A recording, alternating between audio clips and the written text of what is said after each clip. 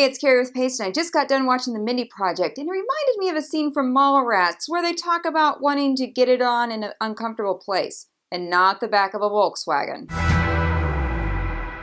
I'm gonna be real honest here. I wasn't really sure what had happened until about 4 to 5 minutes into the episode, where I realized that Danny had attempted a backdoor entrance on Mindy. At which point I was forced to wonder, is that what this episode is going to be all about? Yes, it was. Danny lies that he really wasn't trying to attempt that move, and Mindy knows better. It's all just very awkward. There's big misunderstanding between Danny and Mindy. Danny wants to be a real American and try new things, because that's what American men do. Just like the pioneers who went out west. He also tells Mindy that she's just like a comfortable old shoe. Danny, you're very cute, but sometimes you need to just stop talking. Mindy decides that her prudish ways have to be fixed, so she goes to Peter for help. You remember, Peter's the one who doesn't know how to please a woman in bed and actually lost Lauren to Dr. Reed over it. That's who Mindy asks for help, not a plan. He gives her an object lesson with the skeleton, but mainly it turns out that she's going to go ahead and let Danny have his way with her, whether she really thinks she'll enjoy it or not. One of the other big happenings in this episode is that Morgan becomes a nurse practitioner, so he can write prescriptions. This comes in handy when Mindy decides she wants to sedate herself so she can let Danny do that thing to her. She hallucinates, slips, and ends up at the hospital. And this is where the doctor tells her that she's been roofied. Yeah, she roofied herself so that she wouldn't have to be awake during Danny doing his thing to her so she wouldn't lose her guy. Even if I was grading this show on the curve, it still wouldn't be a great grade. However, one thing was still true to form, and that was the amazing quotes during this episode. And here's my favorites. When Danny is talking to Mindy about pornography, she defends herself. That is anime pornography, a victimless crime. And when she's explaining to Peter that she's really a prude and she's not a porn star, he does remind her of some of her clothing choices,